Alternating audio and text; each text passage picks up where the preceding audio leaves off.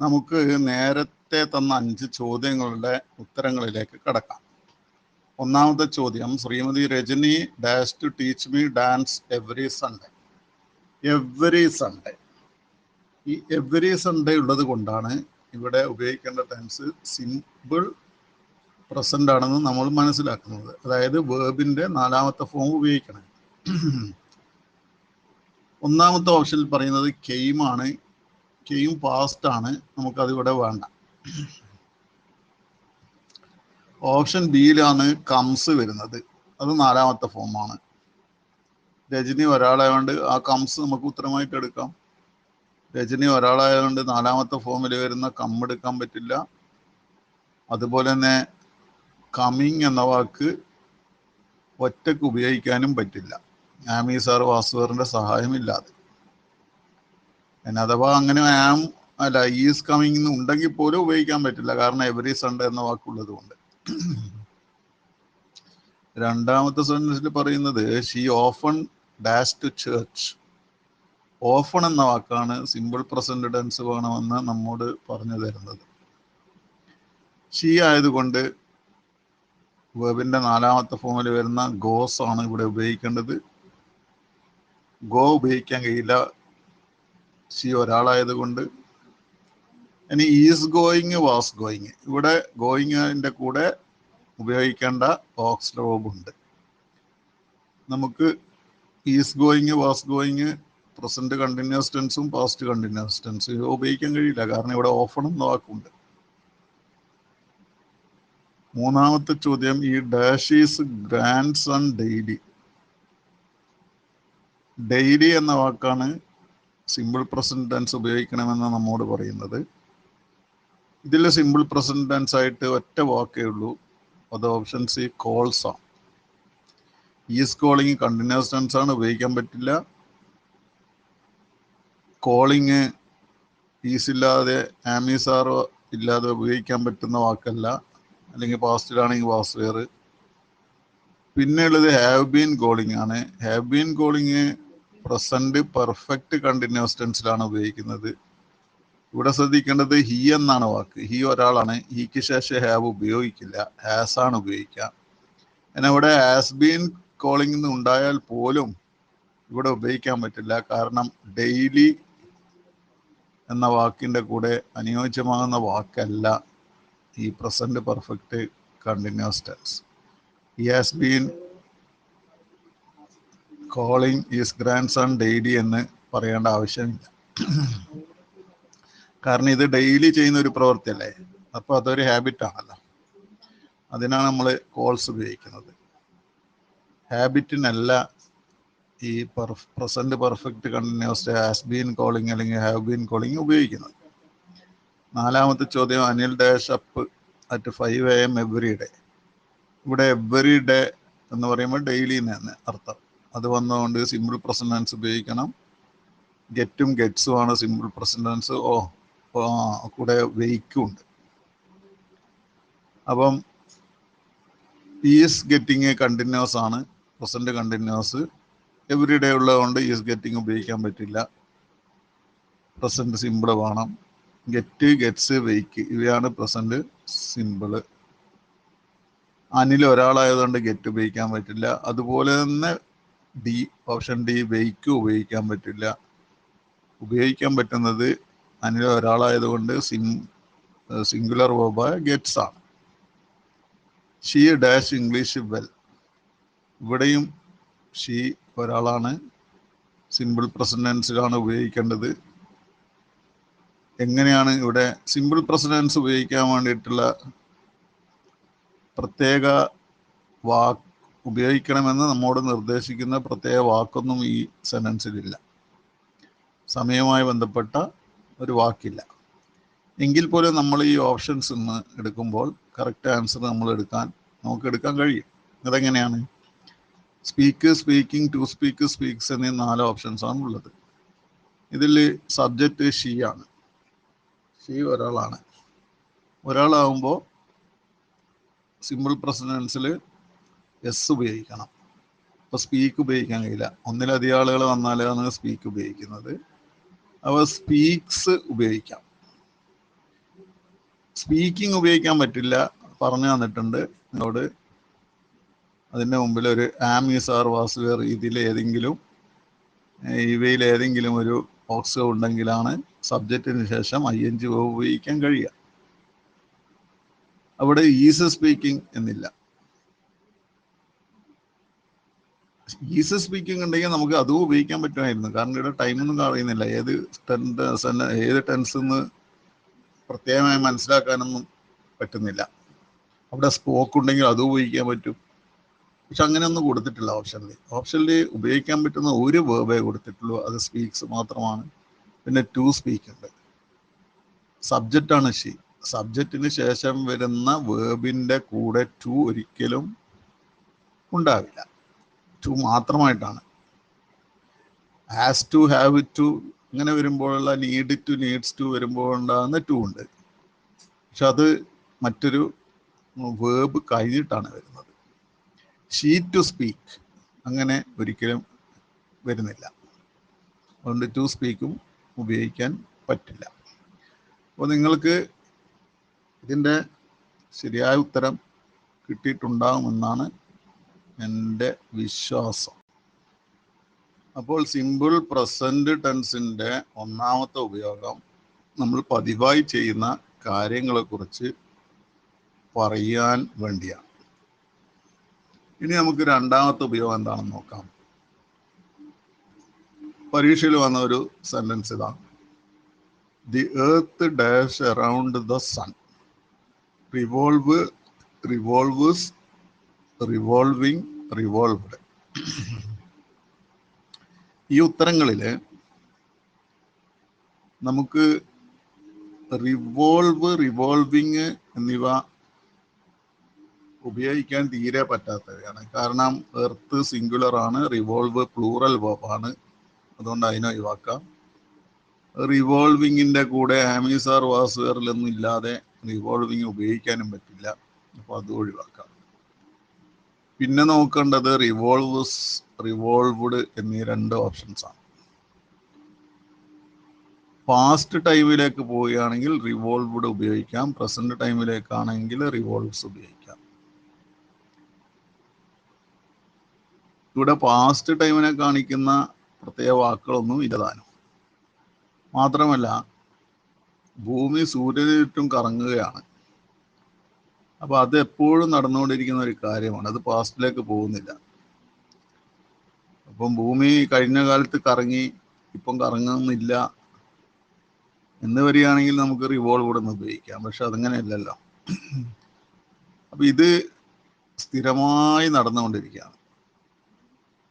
ഇങ്ങനെ സ്ഥിരമായിട്ടുള്ള ഒരു കാര്യം, അതായത്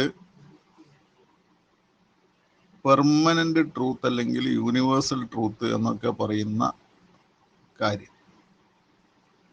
ഇപ്പോൾ ഭൂമി ഇപ്പോൾ സൂര്യനെ ചുറ്റും നിർത്താതെ കറങ്ങിക്കൊണ്ടിരിക്കുകയാണ്.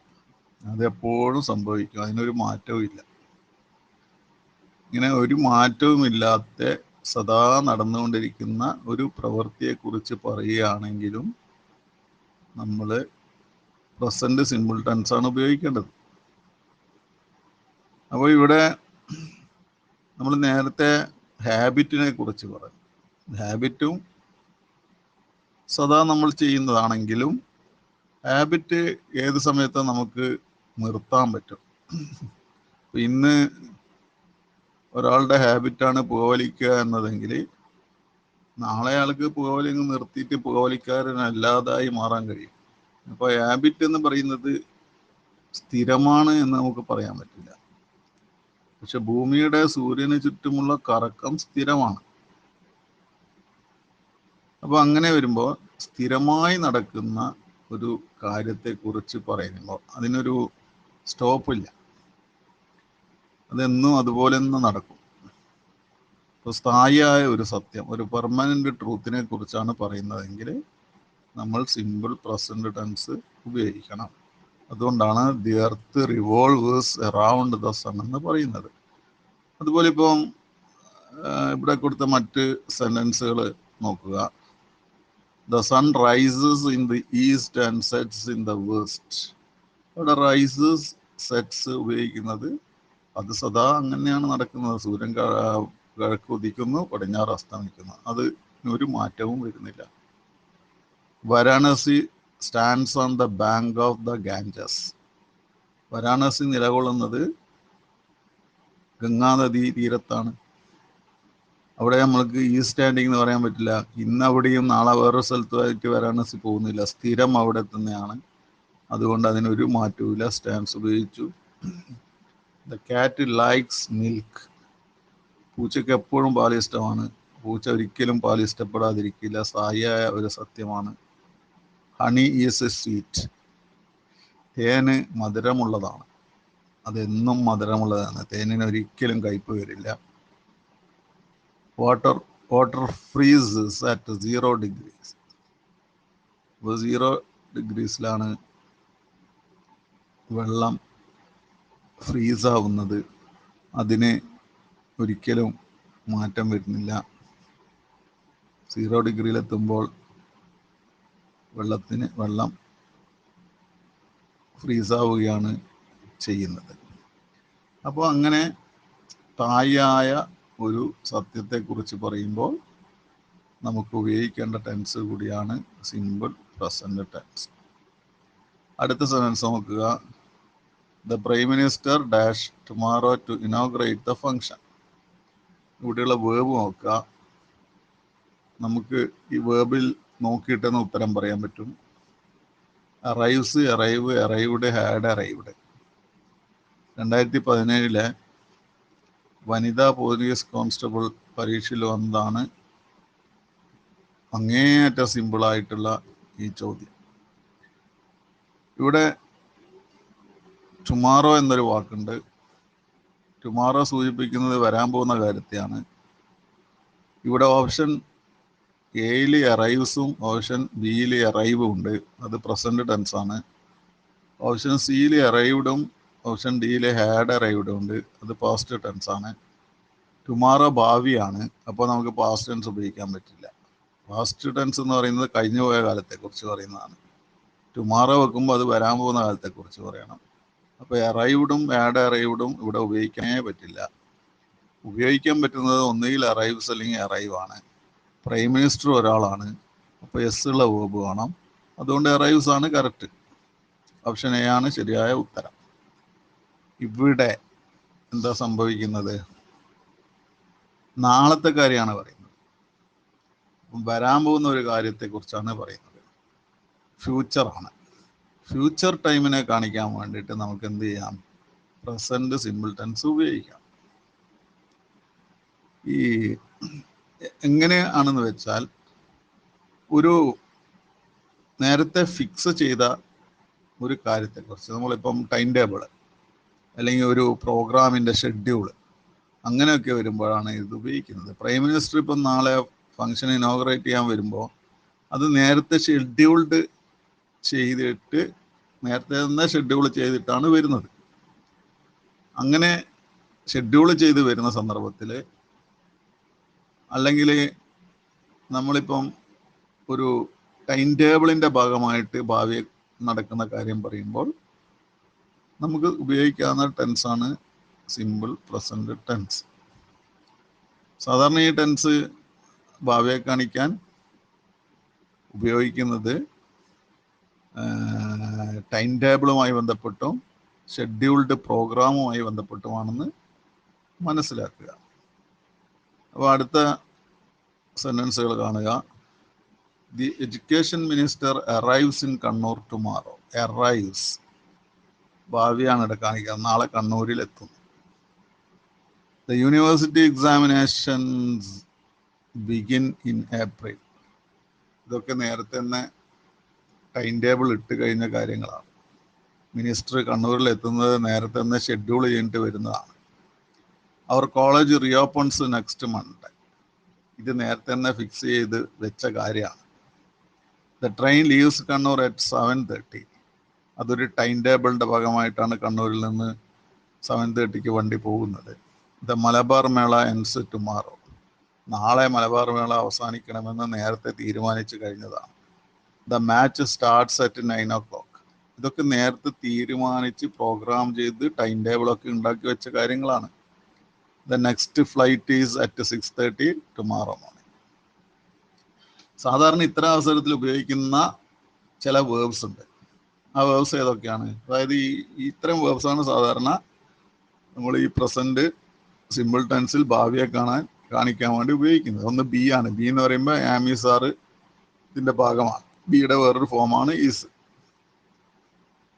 പിന്നെ അറൈവ്, അതുപോലെ തന്നെ begin, close, depart, end, finish, fly, leave, open, start. ഇത്തരം വാക്കുകളാണ് സാധാരണ ഈ ടെൻസിൽ കൂടുതലായി കണ്ടു വരുന്നത്. അപ്പോൾ ഒന്നാമത്തെ ഉപയോഗം പറഞ്ഞു, അത് നമ്മൾ പതിവായി ചെയ്യുന്ന ഒരു കാര്യത്തെക്കുറിച്ച് അഥവാ ശീലത്തെക്കുറിച്ച് പറയാൻ നമ്മൾ ആ ടെൻസാണ് ഉപയോഗിക്കുന്നത്. രണ്ടാമത്തെ ഉപയോഗം പറഞ്ഞു, സ്ഥിരമായി നടക്കുന്ന ഒരു കാര്യത്തെക്കുറിച്ച് പറയാൻ അല്ലെങ്കിൽ സ്ഥായിയായ ഒരു സത്യത്തെക്കുറിച്ച് പറയാൻ ഈ ടെൻസ് ഉപയോഗിക്കണം. അതുപോലെ തന്നെ ഒരു ഷെഡ്യൂൾഡ് പ്രോഗ്രാം അല്ലെങ്കിൽ ഒരു ഫിക്സ്ഡ് ടൈം ടേബിള്, ഇതുമായി ബന്ധപ്പെട്ട് ഭാവിയെക്കുറിച്ച് പറയുമ്പോൾ നമ്മൾ ഇതേ ടെൻസ് തന്നെ ഉപയോഗിക്കണം. നാലാമത്തെ ഒരു ഉപയോഗം കൂടി നിങ്ങൾ ഇന്ന് പഠിക്കണം. അതിന് നമുക്ക് അടുത്ത സെന്റൻസ് ഒന്ന് നോക്കാം. Whenever he dash his mouth, he says something foolish. ഇതിൻ്റെ ഓപ്ഷൻസ് നോക്കുക. Open, opens, opening, will open. 2011 കണ്ണൂരിൽ നടന്ന LDC പരീക്ഷയിൽ വന്ന ഒരു ചോദ്യമാണിത്. ഇവിടെ നിങ്ങൾ നോക്കുക, രണ്ട് സെന്റൻസ് വന്നിട്ടുണ്ട്. ഒന്നാമത്തെ sentence he dash his mouth, അതിലെ ഓപ്പൺ, ഓപ്പൺസ്, ഓപ്പണിംഗ്, വിൽ ഓപ്പണിൽ ഒരു വെർബ് വെക്കണം. രണ്ടാമത്തെ sentence he cess something foolish. ഇതിലെ വെന്നെവർ മുമ്പിൽ വെച്ചിരിക്കുന്നു. എന്താ അർത്ഥം വരുന്നത്? അവൻ വായ തുറക്കുന്നത് എപ്പോഴായാലും അവൻ എന്തെങ്കിലും വിഡ്ഢിത്തം പറയുന്നുണ്ട്. അപ്പോൾ ഇവിടെ അവൻ വായ തുറക്കുന്നത് എപ്പോഴായാലും എന്നാണ് പറയുന്നത്. അപ്പൊ നേരത്തെ പറഞ്ഞപ്പം പറഞ്ഞു, ഇപ്പം പറയുന്നു, ഇനി തുറക്കുമ്പോഴും പറയുമെന്നല്ലേ. അപ്പൊ ഇവിടെ നമ്മൾ എന്ത് ഉപയോഗിക്കണം എന്നതാണ് പ്രശ്നം.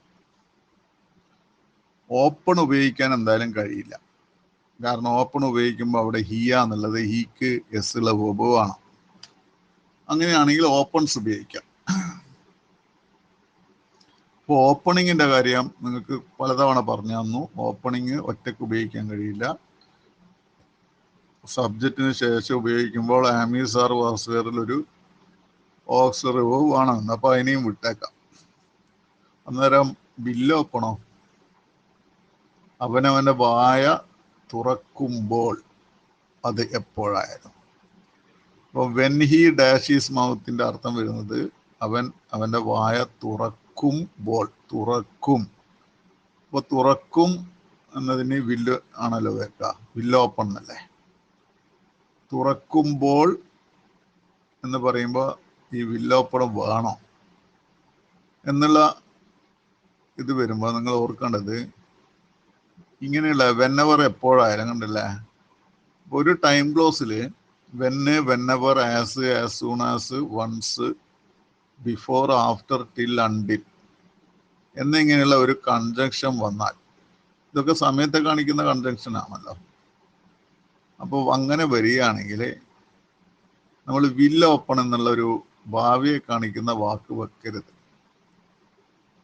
അപ്പോൾ നമ്മൾ എപ്പോഴും ഇത്തരം സന്ദർഭത്തിൽ ഉപയോഗിക്കുന്നത് ഭാവിയെ കാണിക്കാനായാൽ പോലും സിമ്പിൾ പ്രസന്റ് ടെൻസ് ആണ്. അപ്പോൾ whenever he opens his mouth he cess something foolish എന്നാണ് ഇവിടെ വേണ്ടത്. അടുത്ത സെൻസുകൾ നോക്കിക്കോളൂ. We will call you when she arrives. അവൾ എത്തുമ്പോൾ ഞങ്ങൾ നിന്നെ വിളിക്കും. എത്തും എന്നതിന് വിൽ അറൈവ് എന്നാ പറയാ. ഭാവിയാണ്. പക്ഷെ ഇപ്പുറം വെന്ന് വന്നു. വിൽ അറൈവ് വേണ്ട, വെൻ ഷീ വിൽ അറൈവ് എന്ന് വേണ്ട, വെൻ ഷീ അറൈവ്സ്. അർത്ഥം അവൾ എത്തുമ്പോൾ.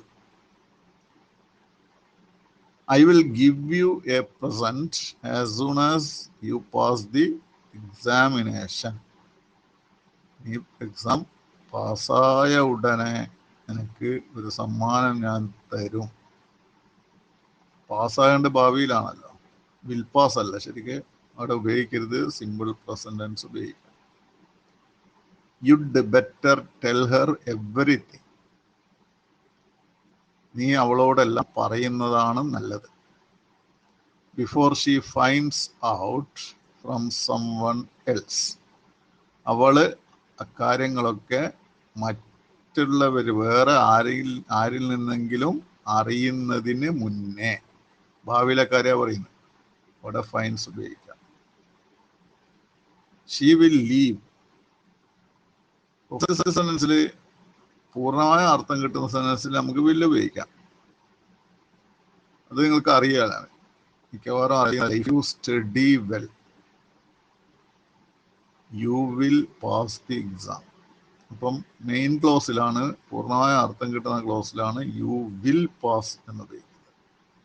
ഇഫ് യു സ്റ്റഡി വെൽ, നീ നന്നായി പഠിക്കുമെങ്കിൽ. അവിടെ പഠിക്കും എന്നതിന് വിൽ സ്റ്റഡി എന്ന് വേണ്ട. If you will study well you will pass the exam എന്ന് വേണ്ട. ഇഫ് യു സ്റ്റഡി വെൽ എന്ന് മതി. അതെന്താണ് ഇവിടുത്തെ നിയമം? She will leave home. അവൾ വീട്ടിൽ നിന്ന് പോവും. only after I reach there. ഞാൻ അവിടെ എത്തിയതിന് ശേഷം മാത്രം.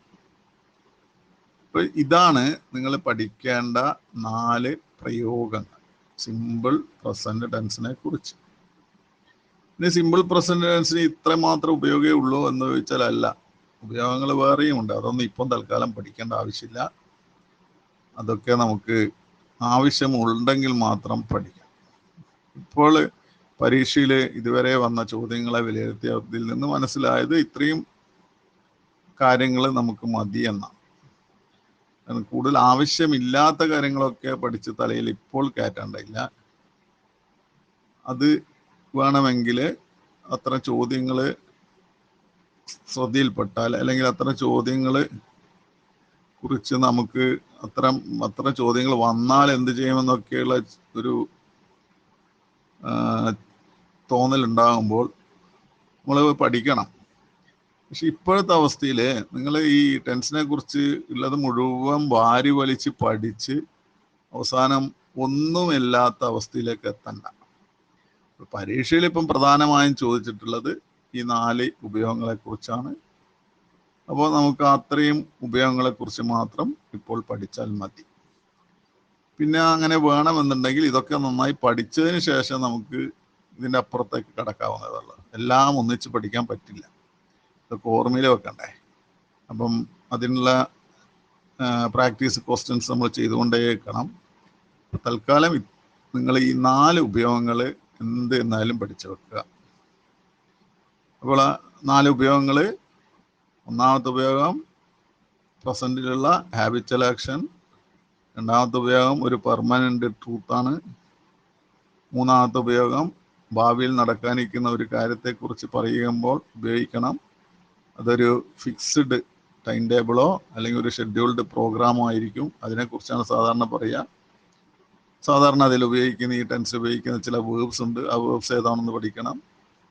നാലാമത്തതും ഭാവികമായി ബന്ധപ്പെട്ടതാണ് വരുന്നത്. അതായത് ചില പ്രത്യേക ടൈം വേർഡ്സിന് ശേഷം ഭാവിയെ കാണിക്കുന്നതിന് വില്ല് ഉപയോഗിക്കാതെ സിമ്പിൾ പ്രസന്റ് ടെൻസ് ഉപയോഗിക്കണം എന്നുള്ളതാണ് നമ്മളിപ്പോൾ പഠിച്ചത്. ഇക്കാര്യം നന്നായിട്ടൊന്ന് മനസ്സിൽ വെക്കുക. ടെൻസ് വളരെ പ്രധാനപ്പെട്ട ഒരു ടോപ്പിക്കാണെന്ന് കൂടി ഓർമ്മിക്കുക.